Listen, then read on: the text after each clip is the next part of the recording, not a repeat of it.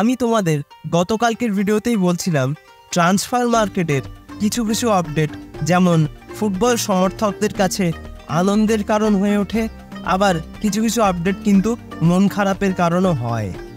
কালকের ভিডিওতে তোমাদের সেরকমই কিন্তু একটা আপডেট দিয়েছিলাম, কিন্তু 24 ঘন্টা পেরোতে না পেরোতেই মন খারাপটা যেন আনন্দে বদলে গেল সবুজ বেলুন সমর্থকদের। গতকালকে আমি তোমাদের ভিডিওতে বলেছিলাম আনোয়ার আলী খুব সম্ভবত কিন্তু মোহনবাগান সুপার জায়ান্টস ছাড়তে চলেছেন। এই বিষয় নিয়ে কিন্তু একটা জটিলতা তৈরি হয়েছিল, আর সেই জটিলতা থেকেই কিন্তু এই আপডেটটা বেরিয়ে আসে যে আনোয়ার আলী মোহনবাগান সুপার জায়ান্টসে আসন্ন মৌসুমে নাও থাকতে পারেন, তিনি হয়তো অন্য কোনো দলে যুক্ত হতে পারেন। কিন্তু 24 ঘন্টা পেরোতে না পেরোতেই সিনারিও পুরো চেঞ্জ। এখন যে আপডেটটা বেরিয়ে আসছে সেটা হচ্ছে আনোয়ার আলী কিন্তু মোহনবাগান সুপার জায়ান্টসেই থাকবেন।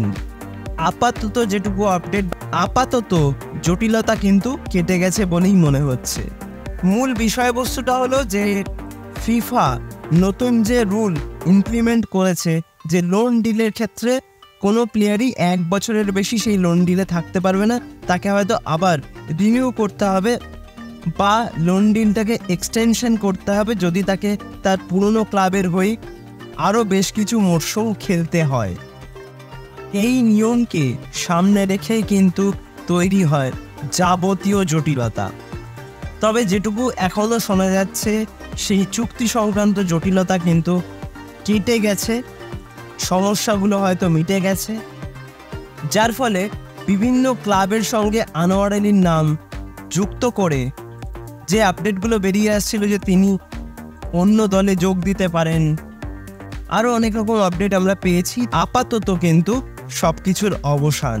2027 সাল পর্যন্ত সবুজ বেলুনের সঙ্গে আনোয়ার আলীর যে লোন ডিলের চুক্তি হয়েছে সেই চুক্তি অনুযায়ী যদি না মাঝখানে নিয়মের কোনো পরিবর্তন ঘটায় AIFF, তাহলে কিন্তু পরিস্থিতির পরিবর্তন হতে পারে, বাট তা না হলে কিন্তু চুক্তি অনুযায়ী আনোয়ার আলী মোহনবাগান সুপার জায়ান্টসেই থাকবেন এখনো পর্যন্ত যে আপডেটটা বেরিয়ে আসছে। তো এইটুকুই আজকে তোমাদের আপডেট দেওয়ার ছিল। যদি ভিডিওটা ভালো লাগে লাইক, কমেন্ট, শেয়ার এবং সাবস্ক্রাইবটা করতে একদম ভুল করবে না।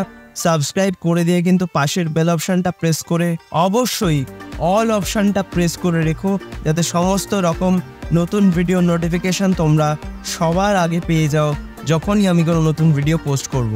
তো আজকের মতন ভিডিওটা তার এখানেই শেষ করছি। দেখা হবে আবারও পরবর্তী ভিডিওতে নতুন কোনো দিন, নতুন কোনো সময়। তোমরা ভালো থেকো, সুস্থ থেকো।